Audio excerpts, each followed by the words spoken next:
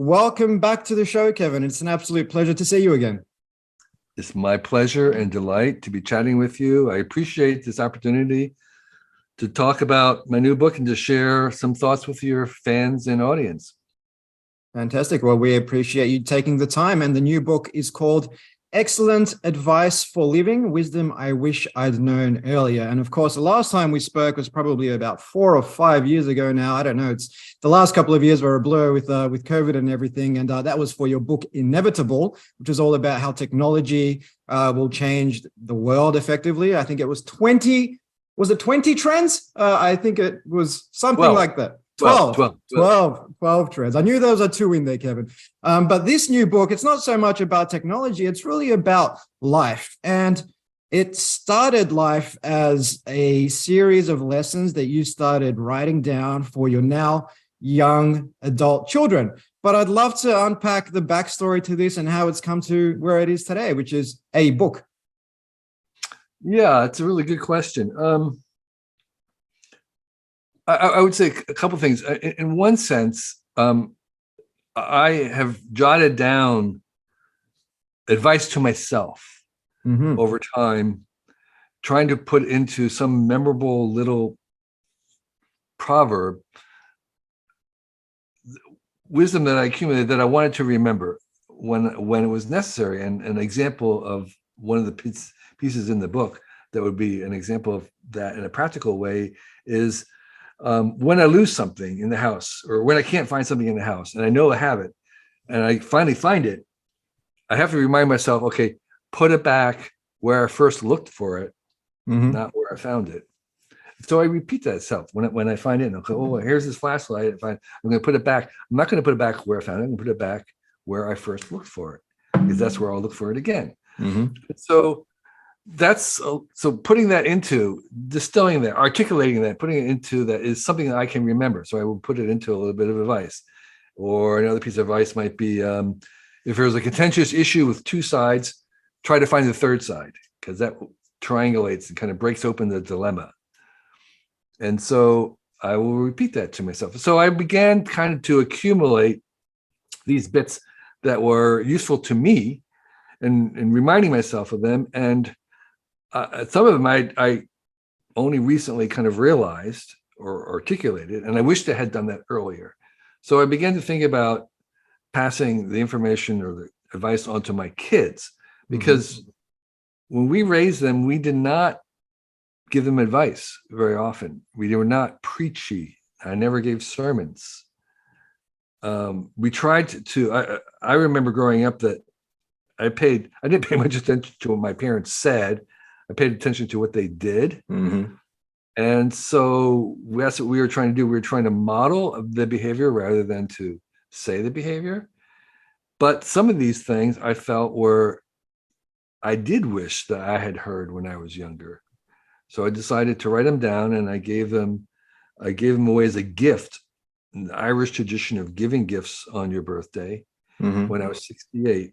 And I shared it with my kids and our larger family, and there was great enthusiasm. I posted them and they went viral. And I repeated that for several years on my birthday. And it went so viral that I decided I should put them all together, add even more, and make it into a book that I could hand to a person who was young or young at heart. And that's the origin. I love that origin story. And it's definitely more valuable to model behaviors rather than tell young children in particular what to do. But at the same time, if we channel Sir Isaac Newton, who once said that if I've seen further, it's by standing on the shoulders of giants. That's where that written knowledge passed down through the ages becomes so important. Otherwise, if we don't have that, we're effectively running around banging each other on the heads with clubs.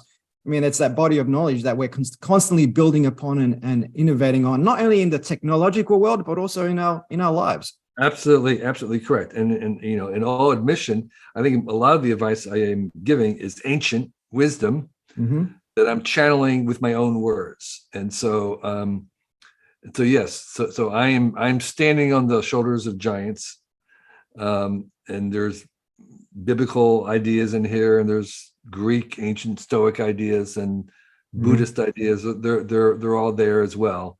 Very little of this, there's some of it that I'd made up, but a lot of it is ancient wisdom. Yeah. So speaking of the ancient wisdom, I mean, the nature of the book isn't, your typical 75,000 word book. It is essentially a collection of proverbs, as you put it, or tweets or passages, similar to perhaps the Tao or Seneca's Moral Letters to Lucilius. Musashi's Book of Five Rings, I guess, comes to mind as well. Are those books, were they somewhat inspirational for you for putting this book together, or perhaps just were those books inspirational to you in terms of your life and how you've gone about approaching it?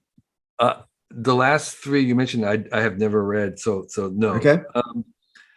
I have read Proverbs, most of which I didn't find very useful, but no, I don't think I was. Again, they didn't originate. They originated online. I think Twitter probably had more influence on my thinking of the book than anything. And as I said, they originally traveled on the internet, so they were kind of they're digital native. How about that? They're digital native things, and this is sort of just a translation into a paper book. They've been translated, but they kind of really want to be tweeted. And I think that's where they're going to end up. They're going to be passed around as tweets because they're kind of they're really in that vernacular. And I think that's kind of why they work, is because as you can't tell, the readers can't tell, but they're not organized by theme. They're kind of serendipitous. They're one after another. They change subjects, and so they feel more like a tweet stream than they do a book. And they're like a little bit like the I Ching in the sense that they're kind of they're thrown at you. And I think that's in the age that we live in, whereby people are consuming 15-second videos, and I think I was reading a study on TV shows and movies at the moment. Like the time between cuts has gone down to less than 2 seconds, whereas 50 years ago it was 12 seconds. And it's because people just need that constant engagement. And if you want the ideas and lessons that you've packed into this book to reach as many people as possible, then making them as digestible as possible is so important. But at the same time, the ideas you put forward in this book, Kevin, aren't overly prescriptive. Like they are subject to interpretation based on what one is going through in their own lives, right? To some degree.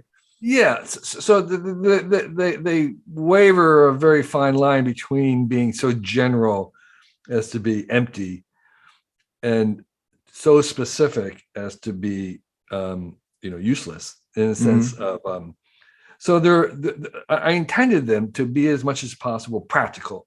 In other words, things that you could recall and remind yourself that would change your behavior, that after hearing it, there'd be something you could do, you can act upon that would make a difference. And that was one of the filters that I tried to do. The second one was I wanted them to be as much as possible encourage. I wanted the book itself to be kind and generous, just as I talk about.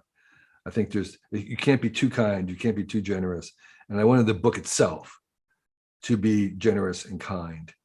That was the second filter that I used, and then the third one was wanting them to be something that weren't necessarily obvious, or if at all possible, something that you already knew. I wanted to kind of bring something new as much as possible, even though this was ancient wisdom, at least say it in a way that would help you remember them. So I wanted them to be memorable in that sense. Absolutely. That makes a lot of sense. And a lot of people, at least my audience, will know you to have a massive body of work, starting out with Wired magazine, the New Earth catalog, a very influential voice in the space of the broader sort of tech sphere, if you will. Now, having spent the last 15 odd years of my life surrounding myself with entrepreneurs and tech founders and whatnot, as people get older, their relationship with success, with pursuing that external validation seems to change somewhat. And they start to look for that sort of sense of joy, either from within or from relationships.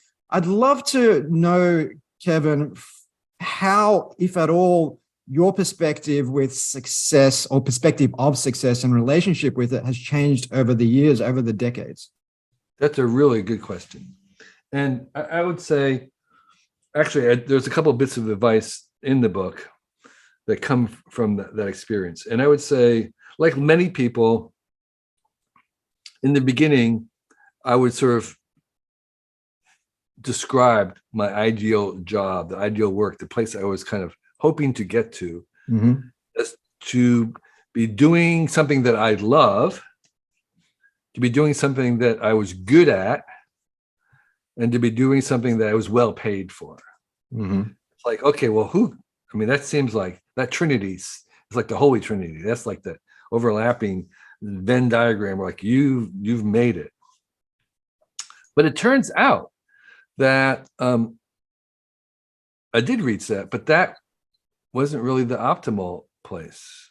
That it turns out that if you do get to that far, suddenly you have a lot more opportunities than you can even choose from. And it slowly dawned on me that there was actually a higher level, the next level. And that next level was a little bit more related to, like, why am I here? What am I good for? What is my purpose? And I kind of came to the conclusion that, and this is the piece of advice in the book, is that we don't really want to aim to be the best. We want to aim to be the only. There's a difference between the best and the only. And so the ideal thing is not just to be doing something that I love doing, that I'm good at and get paid for. I also want to be doing only the things that only I can do. Right. Does that in any way tie into your now very well-known concept of 1,000 true fans in some respect? Or not necessarily. It's more of a Venn diagram, perhaps. We can get to that, but it's not quite. Yeah. This is a very high bar for anybody, and I think it will take most people like me most of your life to arrive at doing things that only you can do. But if you can get there, that is really where you want to go, and you want to go there for several reasons. One is that when you get there, it's easy because you're not in competition with someone else any longer. If you have an idea, you're not racing with someone else to do it because no one else is going to do it. You're inimitable. No one can kind of copy you. AIs can't copy you. You're not going to lose your job to an AI because you're unpredictable to an AI. You're not. And more importantly, it brings meaning to your life because you're doing something that no one else is doing. So therefore, you're the ordained. You're not an imposter. You are the ordained doing it. Reaching there is very, very challenging because we are opaque to ourselves. It will take you most of your life to figure out what it is that you can do that nobody else can do. What combination of talents and things that you have. It's at least it was for me. For most people, it's pretty opaque. You need a lot of things that you're trying and lots of feedback from other people. And by the way, you can't do this alone. That's why we have other people, is to help you see who you're becoming before you do. Okay. And so it takes a lot of effort and I think some deliberate practice on the part to actually try and get to understand what you are uniquely good at and what your unique combination of skills are. So that's a high bar, but that is what I'm aiming for. That is what I have learned over time through my own success is I now say no to things that I'm very good at, that I would love doing, and I would get well paid to do. I say no, thank you, because I can think of someone else who could do that. All right. That's it. Yeah. And secondly, I give away all my ideas by talking about my ideas, what I'm doing, what I'm working on all the time, with the hope that somebody will steal them. Because if someone steals my idea and does it, that's like, I don't have to do that one because they're going to do it, because they can do it, because it wasn't me. Yeah. I'm doing the ones where I have tried to give away my ideas for years and years and nobody will take it. I still think it's a good idea. I'm going to do that idea. And then when I do it, I'm not racing against anybody. I've been trying to give away the idea. I can't give it away. I can take my time. I can do it right. I can do it with ease because I'm the only one who's going to do it. Yeah. And so there is a kind of a calmness. I can be generous, again, at giving away the ideas. I can be generous in all these things because I am resting with the idea that I'm the only. I like that. It's a very counterintuitive idea, I suppose, to most people listening, at least, that they would give away their best ideas and hope that people steal them, and then work on the idea that nobody seems to resonate with or want to steal, which people might interpret that as, well, maybe it's not that good of an idea if no one else wants to take it. Right. Well, and that's one of my bits of advice is to the young people, especially, is try to work on, if all possible, try to work on somewhere where they don't have any words for what it is that you do. Right? Like, what is it you do? You probably have trouble describing to your mother what it is that you do. Oh, yeah. That's really good. Okay? That's really good, because that means that you are moving towards this idea of doing something that only you can do.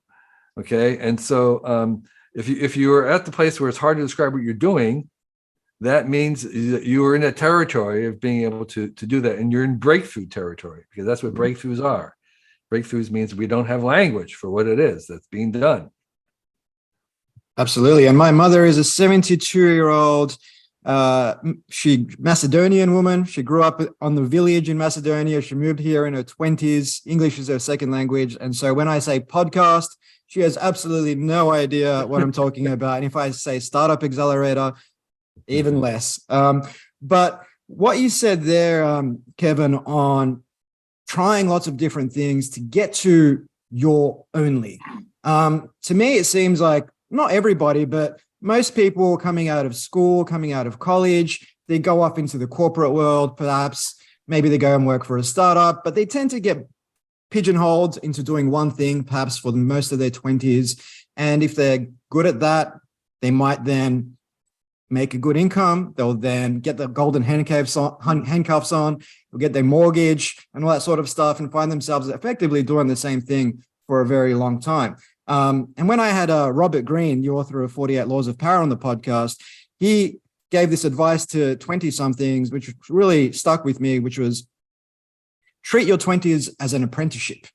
Try lots of different things. See what you like, what you don't like, what you're good at, what you suck at, and use that as a sort of guiding north star to move you forward towards perhaps something a bit closer to that only. And so I guess bringing that back to my question here, Kevin, you're now 71, is that correct? 71 years old. So let's play the tape back. Say you were 21 years old today, given everything you know about the world, everything you know about life, having lived on this earth for 71 years. Is there anything, actually, no, how would you spend perhaps the next 10 years? What would you devote the next 10 years to? Well, I mean, it's a very difficult question to ask, because it's like knowing what I know now or knowing what I knew when I was 20. And knowing what you know now. I would be doing, that's a good question. Knowing what I know now, if I was 20, and do I, what else? Do I have what I have now? Or am I just sort of having what you have? Yep. So let's say you have what you had then, but you know what you know now. Okay. Like, do I have the same friends? I mean, it's like, because friends are one of your biggest assets. Let's see.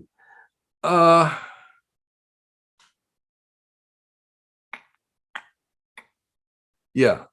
So what I would do then, what I would do now if I was 20 is I'm doing it now, but I'm not doing it fast, and I'm doing it slow. And I would do something. I would go head on. I would go head on into YouTube. Mm-hmm. I think YouTube is wholly underestimated in terms of its impact. I think it's the major cultural accelerant. I think it's underappreciated in terms of the way that it's operating on society. I think there's great revenue models. I think it's I had, I made, when I was 20, or not, no, when I was 17, I made the first music video in 1969 with my little 8mm camera. So it would, I was primed for working in YouTube. Would have been the exact thing for me. And eventually will get there. I'm doing more and more in video. I've been talking about it, but I think I would just go head first into YouTube in some capacity. And these days, it might even be kind of playing around with AI and AI video generation in YouTube. But for me, YouTube is the platform, the media, the world that is the most important thing, and that's where I would be.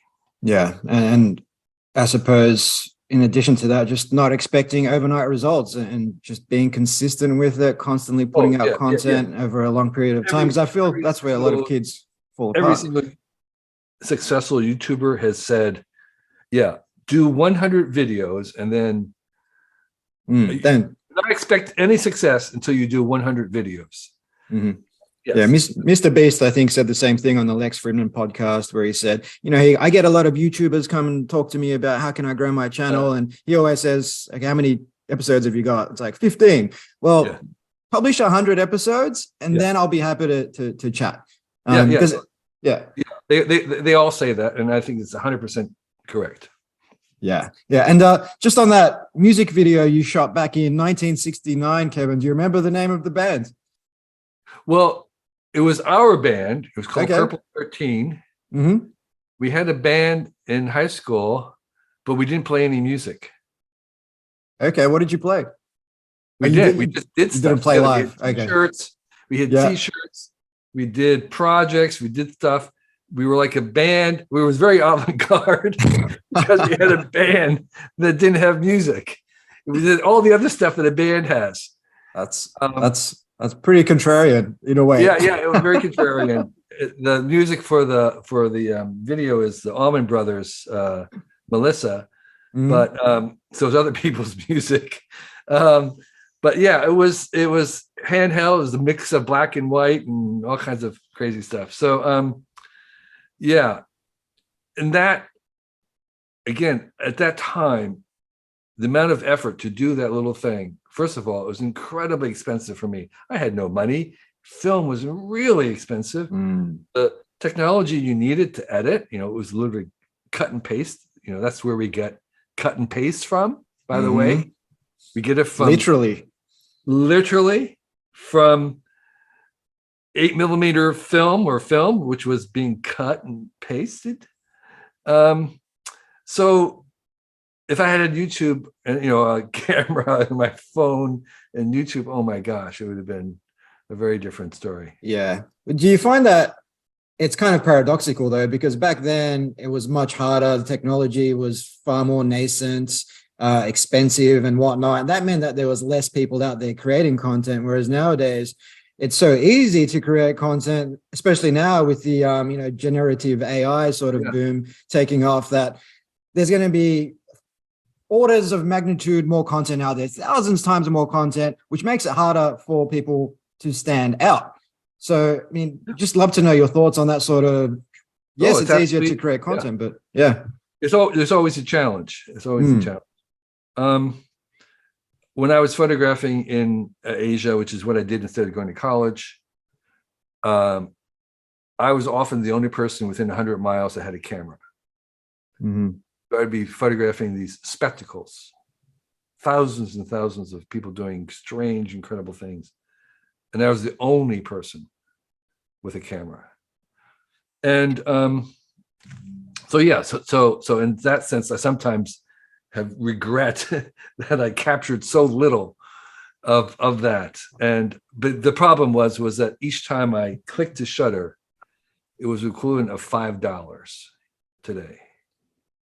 And it was $5 that I didn't have. It wasn't like, Mm. I had nothing. I didn't have $5 to spend on taking a lot of pictures. So I had to be very, very selective and judicious about taking a picture. And so yeah, that was the challenge then of trying to be a photographer. At that time was I was lugging easily 20 pounds of gear around all day, every day, just keeping cameras going, carrying the film, which occupied my entire backpack. That was so yeah, that was the challenge. And now it's a different challenge. Now, as you said, we've got AIs producing these images. I can type into DALL-E the image that I want. I was doing that recently of the back alleys of Kathmandu, whatever it is. There it is. It's like, that's just incredible. Mm. So there's a different kind of challenge, the challenge of abundance. And but there still are scarcities. And so right now there's a kind of a race for the AI whisperers to really understand the technology, to begin to use it. And they're going to be a little bit ahead of people. And the people who have spent 10,000 hours with Midjourney, they can produce things that I cannot, and no one else. He's like, how did you make that? Aha. Well, I only spent 10,000 hours talking to it. And so, yes. So the challenges will shift, and the skills will shift. They're still going to be valuable, but there'll be new skills and new challenges and new scarcities, and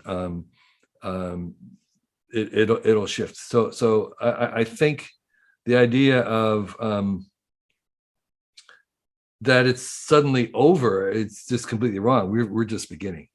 Yeah, and I think that's a very poignant point. And I think also for businesses nowadays, the businesses that learn how to embed AI effectively across every aspect of their value chain will have a massive competitive advantage over those that kind of drag their feet and just sporadically use ChatGPT to write reports and things of that sort. But going back to something you said there about, every shot you take back in the day would cost you $5. And therefore, because of that sort of scarcity factor, you'd only take photos of something that really blew your mind, something that you really valued, that you just needed to capture. And I don't know if I was emerging from a deep REM sleep last night, but I woke up in the middle of the night and a question came to me. I'm like, I'm going to ask Kevin this question, which comes back to this scarcity thing. Say there is an afterlife. Let's assume there is an afterlife. And when you're being admitted into this afterlife, Kevin, they say, okay, you can take 3 things with you into this next life. They can be tangible, intangible. They can be people, your knowledge, your networks, possessions. I'd like to ask you what you'd take, just to kind of hone in on what do you really ultimately value? Because I think there's a lot of sort of wisdom in that sort of scarcity, telling us what we really value. Just like when I clean out my closet, I keep the shirts that I really value and the rest go out in the trash. What are those 3 things for you, Kevin? Do they have to be physical things? They could be physical, they could be people, they could be a code base, they could be your knowledge, your networks, anything.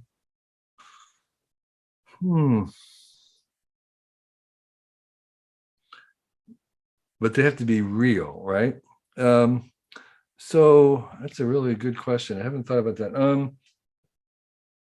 And I'm sure if I ask you this tomorrow, Kevin, you'll give me 3 different things. So, yeah, well, I'm going to kind of discount people for now, just to make it more challenging. So like tools, as you said, accomplishments, things that I've made. Boy, So this is afterlife. So I'm not going to have to do anything. This is like just for my own enjoyment. Is that the idea? Well, no, the afterlife, I suppose, in this sense, just could be the life after this one. But you do have the ability to bring these things with you. Yeah, I mean, it's like I'm wondering if I should take some tools. That's all I was wondering. It's like, what do I got to do on this other place? Do I need to be prepared? Maybe I should pack my tool bag. Or is this kind of like I'm just kind of like angelic, and they're going to be I'm going to be laid down. I have chocolates, and then yeah. So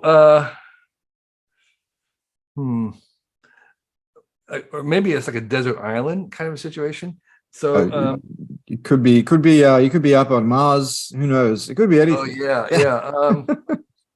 Well, it's kind of cheating, but because I want to have my Wi-Fi internet, right? Uh-huh. I want to have YouTube. Okay, YouTube. We're seeing YouTube. a theme emerging here. YouTube. Right. I gotta have YouTube. These days, this is what I do at night. I watch YouTube. So I gotta have my YouTube. And what else? This is almost like a mirror kind of condo. What else gives me joy? Right? When I touch it, I get joy. I think that's the criteria here. Yeah, YouTube. We gotta have the YouTube. I think I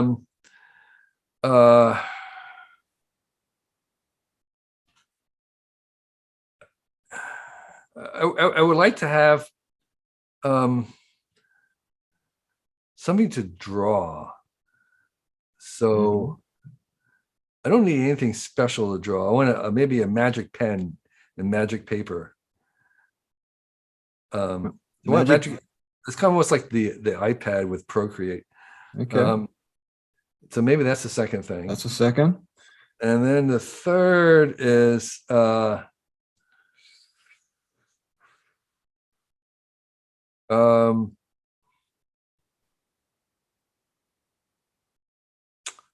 yeah, I probably want to have the celestial jukebox.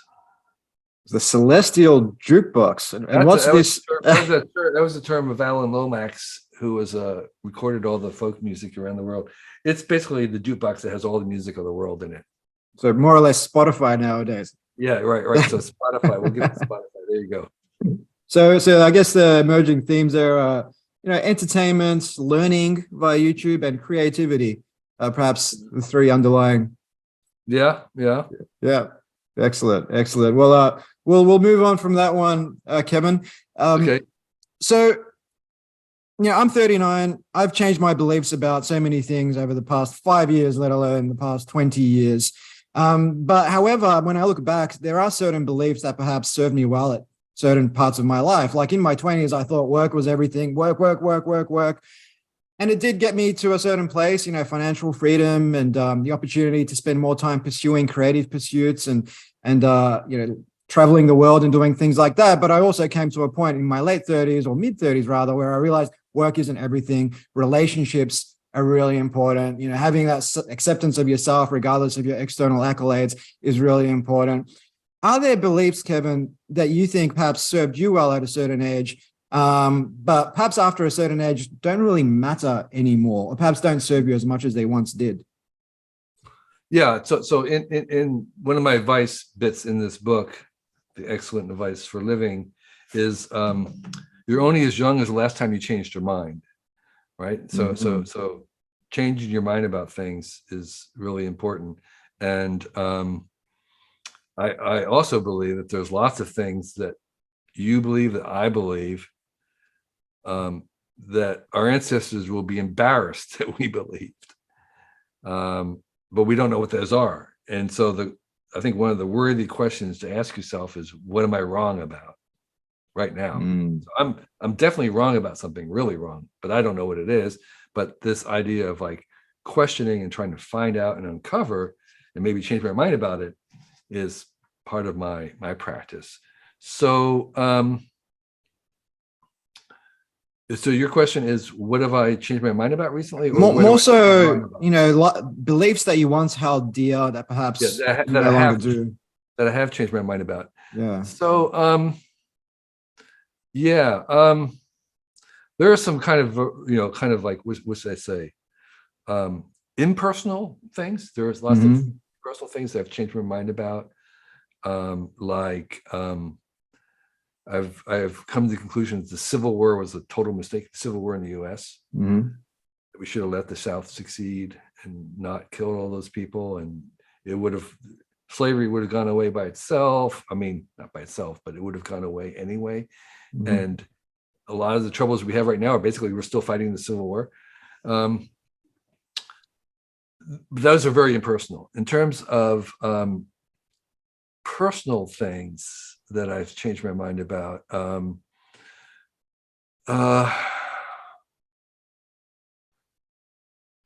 I think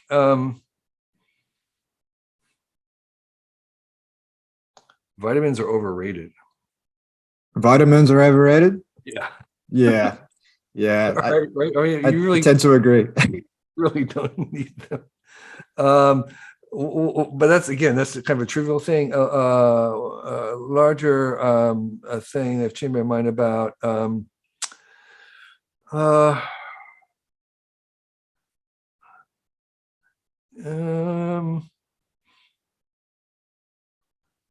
Organization, like work life, working. Well, something that I've come to, and this is something I wish I'd known earlier. There is kind of hints of it in the book, is that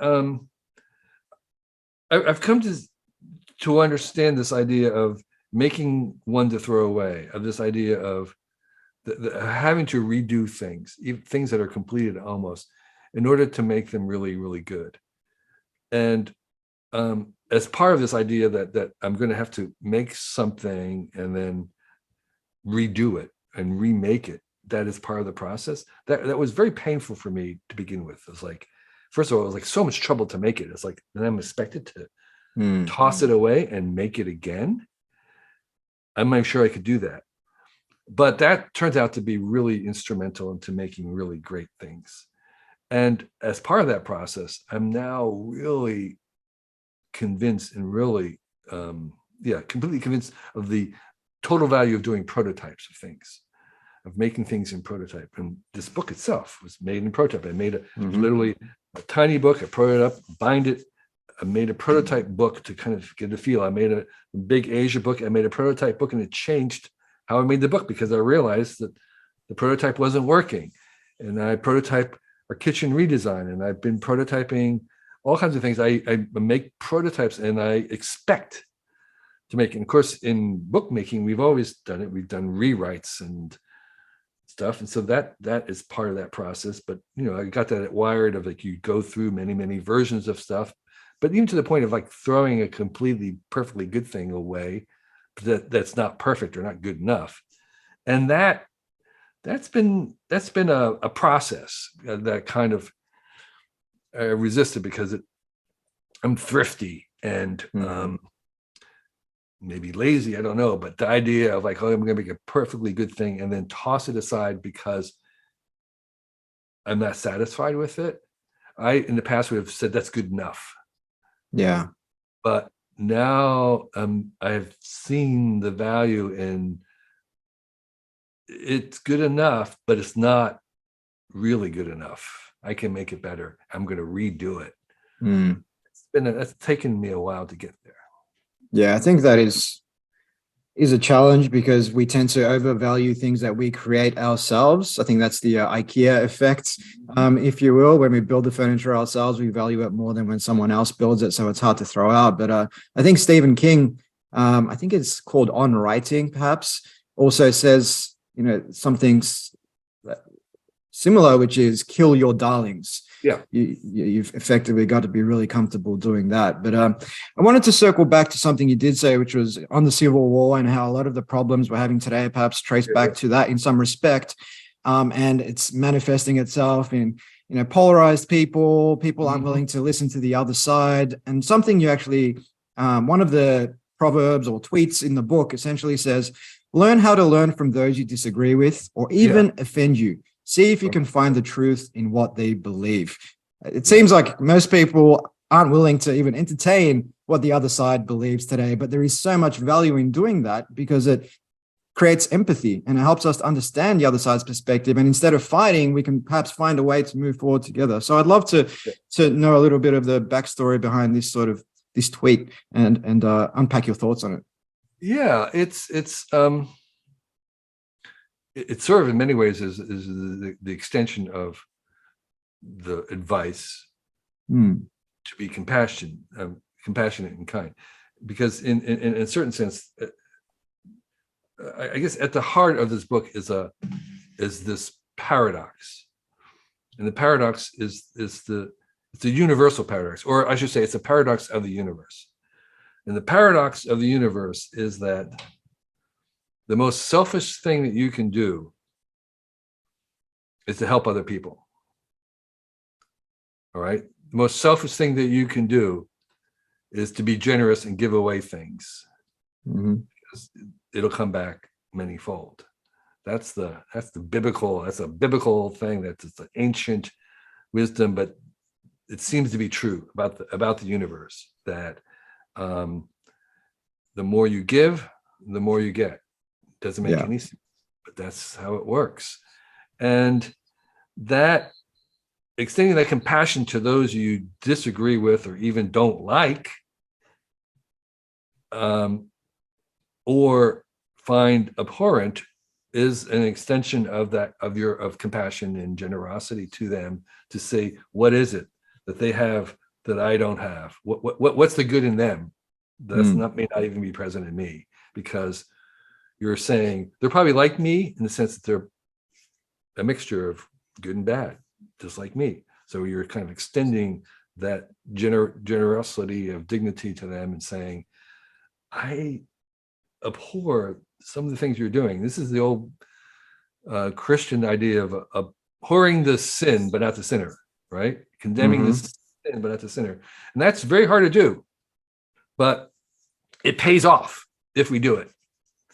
And so there are people that I don't like what they're doing to the most, but they have something to teach me if I can be humble enough to get by that and listen to them. And that might help me understand a bit more about why they believe that what they're doing and why they're doing it. And again, I may not agree, but I might be able to work with them to do other stuff. And so it's a big ask. That's a big step.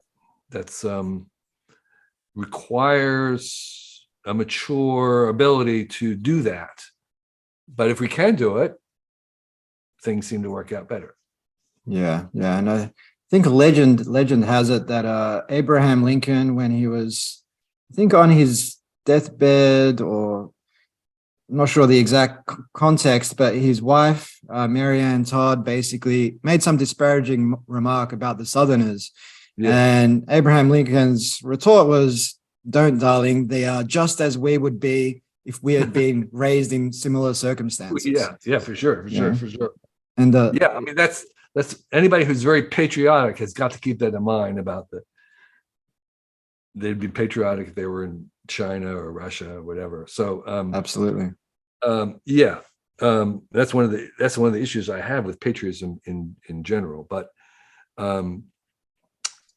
it's even beyond that. And I think we can't be too kind or too generous, and that, acknowledging the fact that there is a bias in the universe towards being generous and kind, and towards the human, between kindness in general as a default, that is unmistakable. And there are a lot of people who argue against that, who see the world in very much of a soiled, condemned, ruined, sinned, fallen world. And I think I don't see that. I just don't see that. And I not only don't see that, but I see the people who are the happiest, most content are generally those who don't see that either, who see a different world, who see that, in fact, most people for most time want to be kind and generous and will do so even in emergencies and disasters. as a default. And that if you treat people in that way, that's selfishly the best way to be treated. So if you're kind, Absolutely. weirdly, people will be kind back to you. Yeah, it's kind of reminiscent of Don Miguel Ruiz's book, The Four Agreements, and not taking things personally. Like if I'm on the freeway or someone's beeping their horn behind me, I could put my hand out the window, give them the bird, but I might first say, well, maybe they're going through a lot of shit today. Right. And it's not me, it's them. Let them deal with it. And by taking that perspective, you just feel better instead of just being pulled into that sort of dog-eat-dog game. Right. There's a couple of bits of advice I have. Like one's you don't have to attend every argument that you're invited into. Mm-hmm. And secondly is when you see someone else's pain, the proper response to someone else's anger is not your anger, which is the natural response, but compassion, because their anger is a sign of pain. It's coming out of some pain. And that is, if again, I wrote these things to remind myself, for the same reason. I'm driving down and someone is crazily angry at me. It's like, okay, but I have to say, oh no, they're exhibiting their pain. They're suffering in some way. And if we can be calm and be patient, we might be able to overcome that. But that's easy to say, hard to do. Absolutely. And on writing things down. So I've been journaling for the last 15 years, and oftentimes I'll reflect on what I could have done better, what I did well that day. But I find if I'm not going back to this, I'm inclined to just fall into the same bad habits. It's when I make an effort to constantly write things down, reflect on what I've written in the past, remind myself of it, that new behavior, that desired behavior becomes more ingrained. So as you've written down these things over the years, have you had a process to go back? Do you reread what you write down? How do you ensure it's not just written down and forgotten?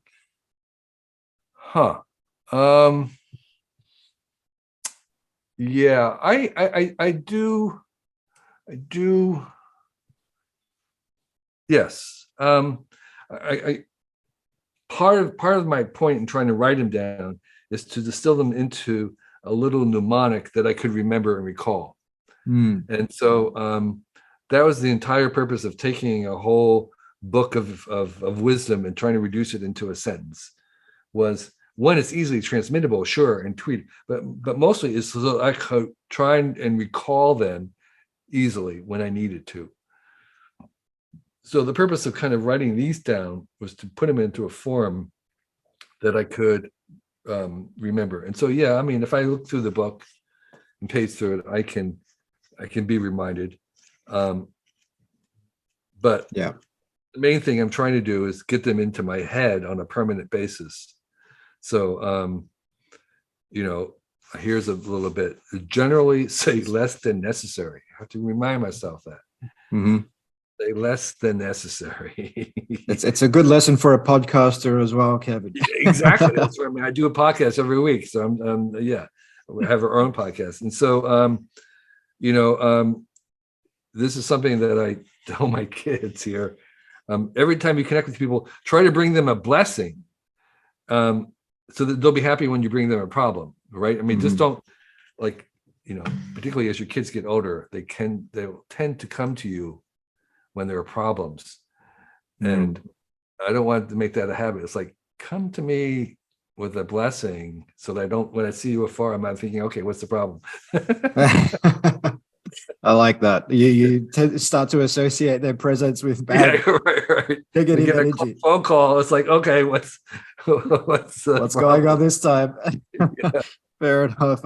We might have time for just one quick last one, and we'll wrap things up, Kevin. And nowadays it's easy for people to get sucked in, and I think it was Naval Ravikant, perhaps many others have said this, but competition can be blinding.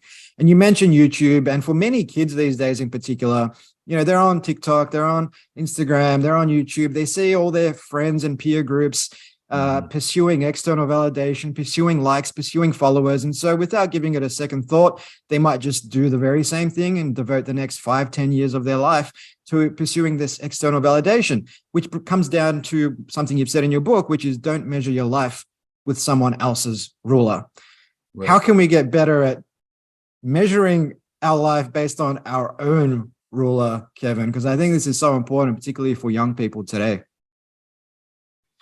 Yeah, it's a good question, and you asked me earlier what are my three must takes, and I mentioned YouTube, and so I am not following my viewer count on YouTube, but I understand that the young people might particularly be susceptible to that. The thing about young people is that throughout all time, they've been obsessive, and that will be obsessive about, infatuated with things that they outgrow later on.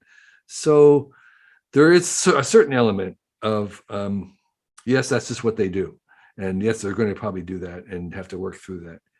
At the same time, this could be a little different this time, because it's like taking a drug. I mean, it's very powerful. It's a very powerful drug. And it can really, it's not like taking a hit of marijuana. It could be like heroin in a certain sense. So, I don't really think I have an easy answer to that, other than several things. One is, we kind of have we have some expectations and some experience with drugs, and so we know what the dangers are, and we maybe know how to counsel around that, and there might even be legislation as part of that solution. And it might be that in terms of young people and this, we might have the same kind of thing. There's a conversation about what you're getting out of it and what's happening. There is maybe some legislation is needed. I don't know, but I think it's also new. I mean, this is like, the thing about it is, the reason why we're having difficulty is I didn't go through that, so I don't know, right? I mean, it's not like I can talk about like learning how to drive a car. And we all went through the whole process of learning how to drive a stick or a car, or whatever it is, and so we can give some advice about that. I don't have any advice about being a young person and striving to have 1 million followers, and so it's hard for us to know what the proper response is to that, because social media is barely 7,000 days old. It's like an infant. It's younger than the kids themselves, and so I don't know what the real solution is, other than I think we can continue to have this conversation. And what I would say is, I don't think it's the fault of the technology. I think we can kind of continue to invent the technology, continue to make counter technologies. I think we can invent to modify it, but I think demonizing the technology is a step backwards. Absolutely. I think prohibiting the technology is a step backwards. Banning it is a step backwards. So what we want to do is, we certainly can modify it. We certainly can add things to it. We certainly can have counter things to it. But I don't even. But part of it is, we will want to figure out what it is that actually is working. And finally, in all of this, what I want is evidence-based decisions. So a lot of what we hear about this is anecdotal, and it's based on anecdotals. And as we know from health, is that we don't just require one study. We have to have lots of studies, many studies. You can't make a health decision based on one study. You have to have hundreds of studies. So we need to have a lot more scientific evidence about what is doing or not doing to kids. And that's entirely possible with all this data. So for me, that would be the major takeaway is, let's get some scientific evidence about what is actually happening with controls and everything else that we would want from a scientific study. And then we can continue the conversation. Absolutely. And tools are indeed only as good as how you use them. And it's a conversation that we definitely need to have. So, Kevin, this has been a delightful conversation. I'm sure our audience feels the same way. The book is called Excellent Advice for Living, Wisdom I Wish I'd Known Earlier. By the time this podcast comes out, if you're listening to this, it is out. You can find that where all good books are sold. So, Kevin, thank you so much, and all the best with the book launch. Well, thank you so much for having me, Steve. I really appreciate it and your interest. Thank you.